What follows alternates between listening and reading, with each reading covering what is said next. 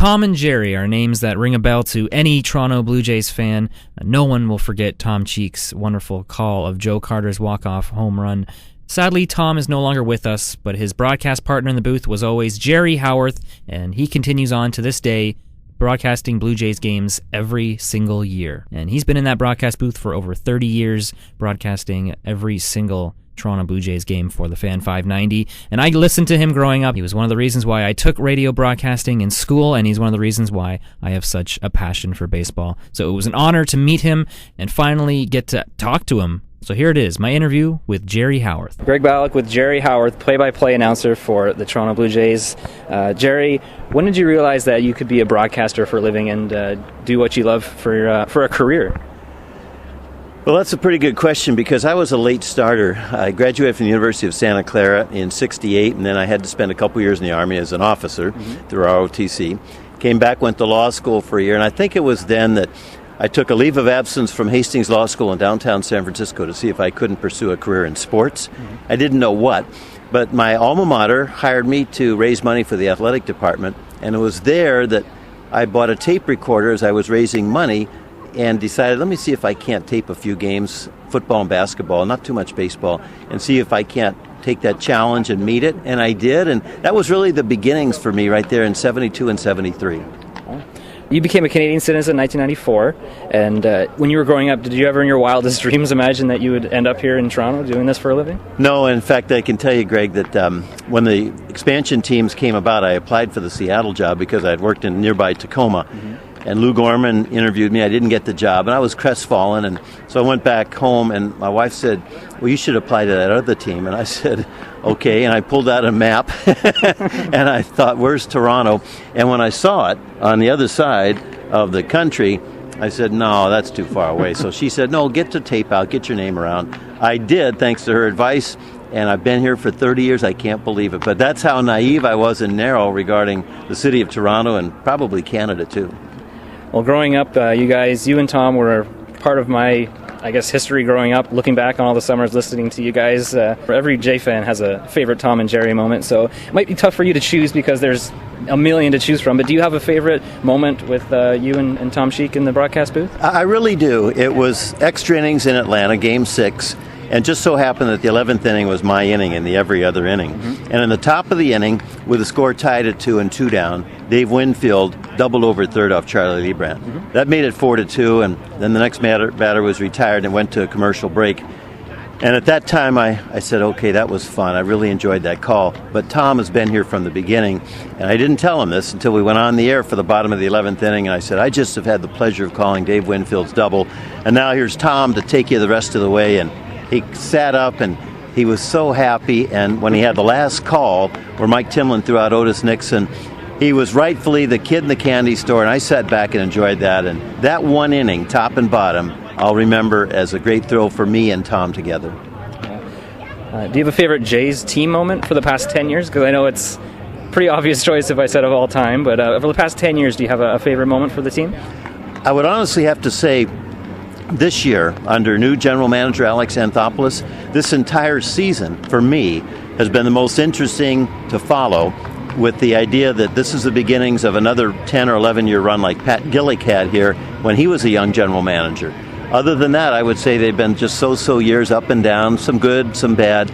But with Alex here now, there's the trust and belief that surrounding himself with great scouts, and he's such a good listener and communicator, and you can already see the results of the percentage gained as far as acquisition of key players for the future. This makes it fun for me to see this happen again like it did one time back in 82 through 93. You're clearly a man with a passion for the game of baseball, but not a lot of people know that you also have a passion for a different sport, the sport of basketball. Are there any crossovers between the two sports, do you find? Do you see any similarities between the game of baseball and basketball? Actually, no, and that's one reason why I like my off-season, because basketball is a five-man sport, but with a bench that gets you up to 12 or 15 players. You have to learn how to play together. It's a sport that I enjoy mentoring and coaching. I'm the junior boys basketball coach at Etobicoke Collegiate. So actually the nice thing is, Greg, when the season's over on the last pitch, then I flip from baseball to basketball because it is totally different, and now I'm that coach. Then I can mentor and coach and bring kids together every year. And because I have grades 9 and 10, sometimes I have very good teams of grade 10. Sometimes I have younger teams. And the one-loss record can reflect that a little bit. Probably the one similarity would be I very much appreciate the role of a manager, because as a head coach in basketball, you end up with similar situations too, but not nearly as magnified as a manager would be in baseball.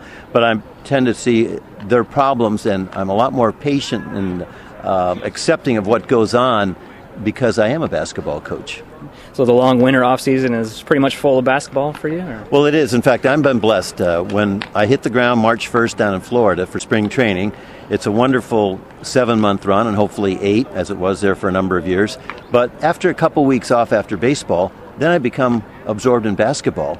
And at Etobicoke Collegiate, I'm part of the faculty, and so I don't even think about baseball until I get on the plane again with about a week to go to get down to Florida. That's perfect for me, and I really love having the kids come back year after year and say, hey, Coach or Jerry, and I ask them to call me either one. I'm in university, or I got my degree, or I'm doing this, or I'm doing that, or I'm coaching. Sometimes I have former players come back and help me. That's very gratifying. It's totally different from baseball and the professional life I have, but it's a great compliment. I think the thing that everyone wants to know is, which sport are you better at playing, basketball or baseball? Well, it was baseball. I ended up playing baseball in high school all year round. I played in the winter leagues there in the Bay Area in San Francisco. Played a couple of games at the University of Santa Clara as a freshman before I was cut when the last 2 basketball players came out who were on scholarship for baseball. But it would clearly be baseball. But honestly, I didn't know the game until I began to broadcast in AAA Tacoma. And then I made it a point to find out about the game, visiting and probing with managers, coaches, players, and umpires. And they really taught me the game that I then try to pass on to the fans. What position were you in baseball? Did you have a favorite one? Well, I played, because in high school you're not that strong across the board. I played a number of positions, but predominantly center field and third base and a little second base too. So you're the speedy one, right? Well, I did lead off, and I tried to steal bases, and I enjoyed leading off, and I was a pretty good base stealer. But that was another part of my game, trying to work at it, get your legs in shape, be well-conditioned, short spurts. And I enjoyed that challenge of trying to get my body as ready as possible, because I was not a gifted athlete, but I really felt I got the most out of my abilities. Thank you very much, Jerry Howarth, for doing this. Greg, you're welcome. And someday you'll be interviewing somebody too, and you'll be a Blue Jays broadcaster as you do that interview. Unbelievable. I was giddy. I was nervous. I was everything all at once.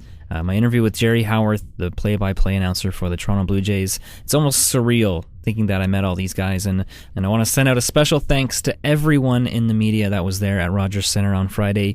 Everyone was so kind and so generous with their time to me. Mike Wilner, had a very long chat with him. Barry Davis, like I already mentioned earlier in the podcast, was there. Jamie Campbell, Sam Cosentino, everyone that you could name, everyone was so nice. They knew I was new, but they didn't treat me with any less respect as the next journalist or reporter that was there. So I really appreciate everyone's respect that they gave me. Really, really unexpected. Even the players were so just plain awesome to me, and it's a day I will never forget. It doesn't matter where I go in this world, or even if I continue in this industry, it's a day I will never forget. That's for sure.